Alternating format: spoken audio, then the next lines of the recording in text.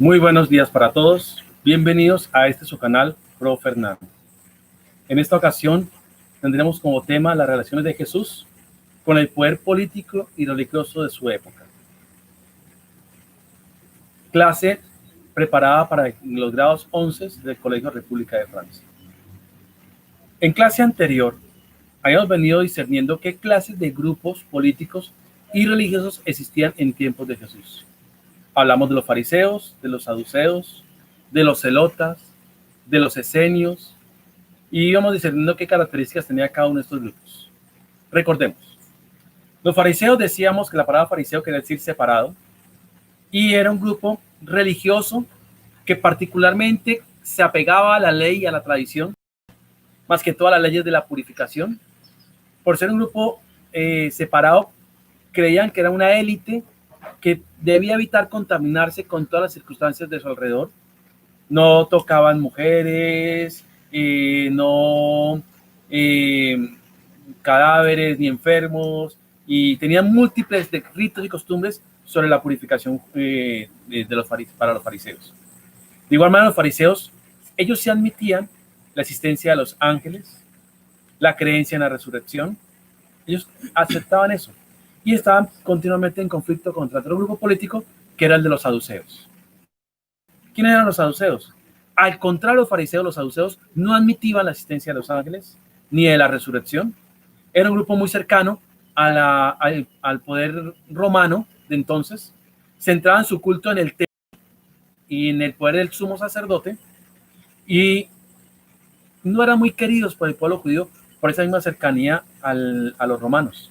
De igual manera, para ellos, el alma moría y con la muerte terminaba absolutamente todo. Reitero, no creían en la creencia del mundo espiritual y mucho menos de los ángeles. El otro grupo que hablamos eran los celotas.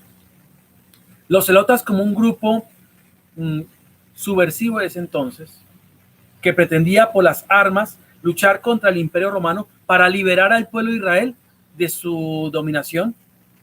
Grandes celotas que conocimos de ese entonces fue el mismo Barrabás. Todos conocen la historia de Barrabás.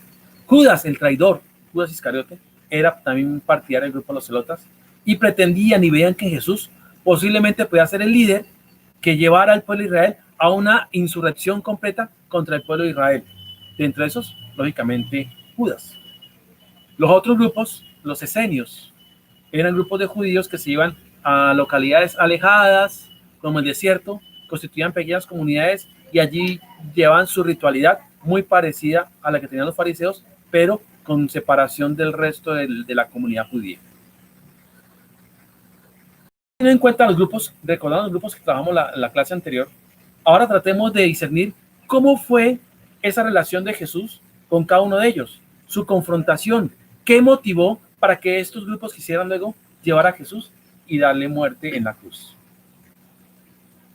En primer lugar, Jesús nacerá en Belén en un pesebre, una pesebrera, pobre, no tiene ejércitos, no tiene riquezas, y sin embargo llega a ser el gran maestro de Israel, que gran multitud lo sigue y al cual hoy en día nosotros asumimos que cambió la historia de la humanidad en dos, antes de Cristo y después de Cristo.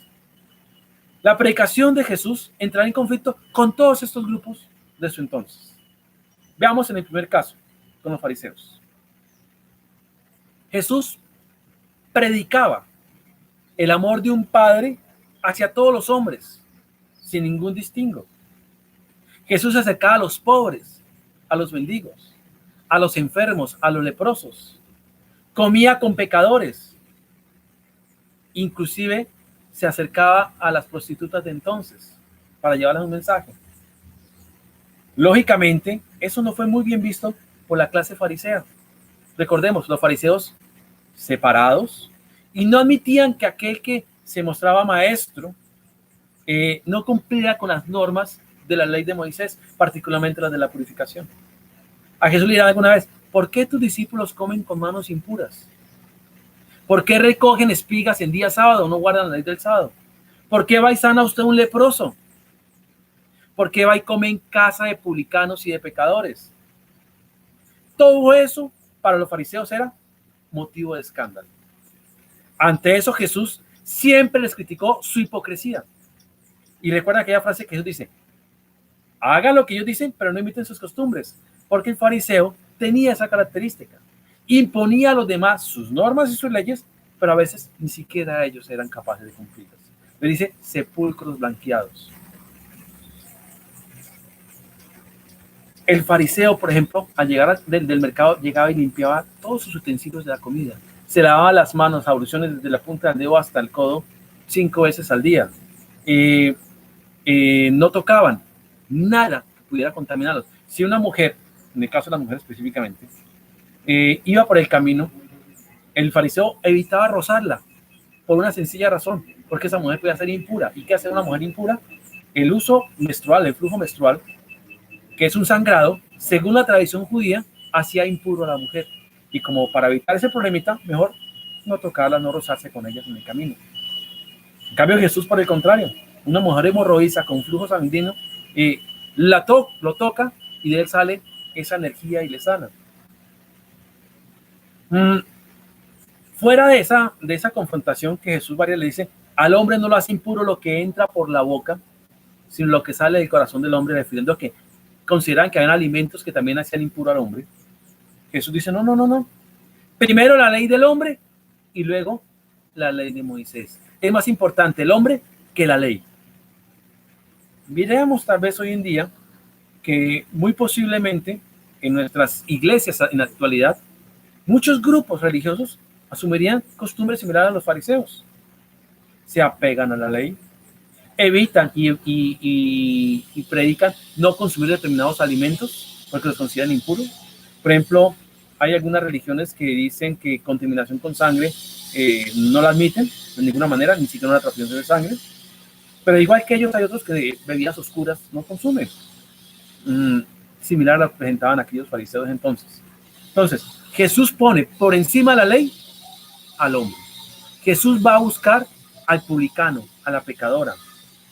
Aquel famoso pasaje de la mujer que entra cuando estaban en casa del fariseo con un frasco de perfume y se arroja a los pies de Jesús y empieza sus pies con perfume y todos les dicen a Jesús, si supiera quién es o quién está tocando, este hombre no es necesario, esta es una pecadora pública. Bien. Entonces, primer motivo de conflicto con los fariseos por la ley de la purificación, la ley mosaica, la ley del sábado, entra en conflicto con ellos. Vamos al segundo grupo, los saduceos.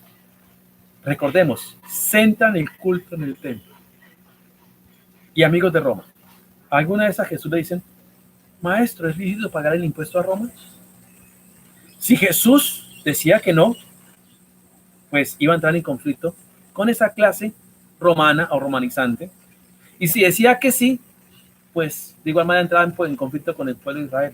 Muy sabio, da al César lo que es del César y a Dios lo que es de Dios. Pero en alguna otra ocasión los saduceos increpan a Jesús sobre el asunto de la resurrección y de los ángeles. Maestro, una mujer tuvo 7 esposos, se casó con los 7 hermanos, el primero murió sin dejar hijos, luego el segundo, el tercero y así sucesivamente. Cuando ella resucite, haciendo una burla de la resurrección, esos saduceos, ¿de cuál de los 7 será esposos? Y Jesús les aclara cómo en la resurrección no serán, dice, serán como ángeles, no existirá ese vínculo que tal vez que pretendían los saduceos, y de hecho Jesús va a predicar y a profetizar su propia resurrección, lo cual a los saduceos no les será muy agradable. Pero lo más delicado para los saduceos, Jesús entra al templo de Jerusalén, bota las mesas de los mercaderes, los expulsa a látigo porque han convertido el templo en lugar de comercio. No le gustaba a los sacerdotes y no a los saduceos que Jesús hubiese hecho eso. Aún más que denunciara la injusticia de ellos. Y posteriormente, el domingo de Ramos, cuando Jesús entra a Jerusalén, los romanos están al lado y los sacerdotes ven que pone en riesgo la seguridad del templo, ahí deciden matarlo. Máxime que Jesús dice, destruyan el templo, o dice que él destruirá el templo, y lo pone Jesús, en cierta manera, se sienten como presionados cuando Jesús toca o ponen en entredicho la estabilidad del templo de Jerusalén. Entonces, Va a ser una causa por lo que los saduceos van a buscar eso. Pero una más importante. Jesús dice, el Padre y yo somos el mismo. Jesús se identifica como hijo del Padre. Y aún más, en algunos momentos dice, el Padre y Jesús son lo mismo. Para los saduceos, eso es herejía. ¿Por qué? Porque hay un mandamiento, igual que para los fariseos. Primer mandamiento de la ley de Dios en los judíos. No tendrás más dioses delante de ti. Amarás al Señor con toda tu mente, con todo tu corazón, con todo tu ser, y no tendrás más dioses delante de ti. Si Jesús se proclama ser Dios en unidad con el Padre, pues para ellos es una herejía. Por eso ante Pilatos, la acusación primera que le hacen es, este dice ser hijo de Dios, ser rey, ser Dios. Bien. Entonces ya tenemos conflicto con estos dos grupos. Con los celotas, y esta parte sí muy interesante y muy pocas veces se ha visto. Recordemos que los celotas es un grupo subversivo. Judas, por ejemplo, y en las iglesias orientales se tiene ese concepto. Judas, en algún instante, está plenamente convencido de que Jesús es el Mesías. Pero no el Mesías que nosotros creemos hoy en día, sino el Mesías liberador, que haría así como hizo caer fuego del cielo y con el poder que tenía, que iba a liderar al pueblo de Israel, que era el Mesías esperado para poner a Israel por encima de las naciones y liberarlo del pueblo romano. Judas tenía ese pleno convencimiento. Por eso, por ejemplo, las religiones ortodoxas, algunas, conciben de que Judas no es un traidor, sino que Judas lo que hizo fue, creyendo en que Jesús era el Mesías, llevar el conflicto entre Roma y Jesús para que Jesús liberase o guiase al pueblo. Acordémonos en la entrada a Jerusalén, que será el domingo de Ramos, como el pueblo lo proclamaba rey. Jesús huyó a eso. Pero donde Jesús se hubiera proclamado rey, lo más factible es que estos celotas hubieran apoyado militarmente la insurrección de Jesús. Lo que no contaba Judas, ni ninguno de ellos de los celotas, era que Jesús no había venido a luchar con las armas. Aún más, es curioso y a mí me llama mucho la atención cómo algunos apóstoles, Pedro, por ejemplo, y Andrés, andaban armados porque estaban esperando ese conflicto. Nos dice el texto bíblico que la noche en que a Jesús lo pusieron preso, Pedro sacó una espada y le cortó la oreja al empleado del templo, a Malco. Estaban armados. Era una época de conflicto militar, religioso, político, de todo se mezclaba ahí. Todo esto hizo que todos esos grupos congruyeran, se aliaran en cierta forma para que los acontecimientos de esa Semana Santa, de esa Pascua judía, pidieran la muerte de Jesús.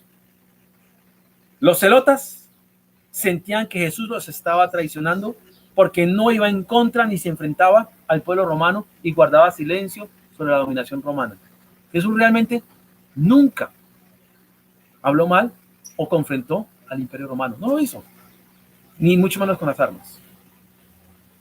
Los fariseos se sentían humillados muchas veces por las predicaciones de Jesús, que les criticaba su legalismo, su ley de impurezas y cómo imponían normas al pueblo que ni siquiera ellos acaban de cumplir. De igual manera, los celotas, los saduceos, también sentían que esa predicación de Jesús los ponía en conflicto. Ya era necesario callar al profeta de Galilea, porque el profeta de Galilea predicaba fuera del templo, tenía hombres del común como sus discípulos, pescadores, estaba con el pueblo y el pueblo lo seguía y se convertía en un riesgo enorme para la estabilidad que tenía en ese momento el pueblo de Israel. El pueblo que 8 días antes lo proclamaba rey, 8 días después van a gritar: crucifícalo, crucifícalo, crucifícalo. Bien, ¿qué quiero que hagamos con este pequeño viaje cortico sobre esa confrontación de Jesús con esos grupos políticos de entonces? Primero, tener conciencia de cuál fue la denuncia social que Jesús hizo, y eso nos centraremos en próximas ocasiones, en cuanto a los pobres, en cuanto a acercarse al enfermo, al necesitado, al mendigo, que Jesús lo va a hacer, y que a veces las clases religiosas olvidan, igual que los políticos, Pensemos si eso que Jesús en ese entonces confrontó, eso mismo hoy en día sería problema ante nuestros cultos o religiones actuales. Muy posiblemente hoy habrá también iglesias que solamente piensan en el beneficio económico o buscar más que la enseñanza o la predicación su propio beneficio, que predican cosas que de repente estaban en contra de lo que Jesús en ese entonces también denunció. El caso de las purificaciones, por ejemplo.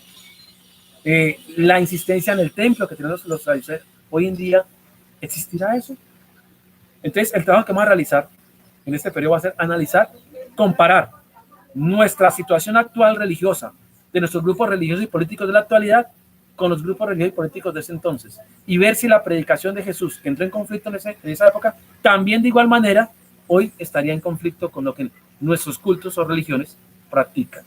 Hacemos esto no a manera de crítica, no, porque reitero, la fe cristiana está por encima de la condición humana. Siempre la condición humana va a tener inclinaciones y cada uno vamos con el tiempo acomodando esa enseñanza a nuestra conveniencia. No, el objetivo de hacer esa comparación es poder tener más claro el panorama de exactamente en qué consistía la denuncia social de Jesús.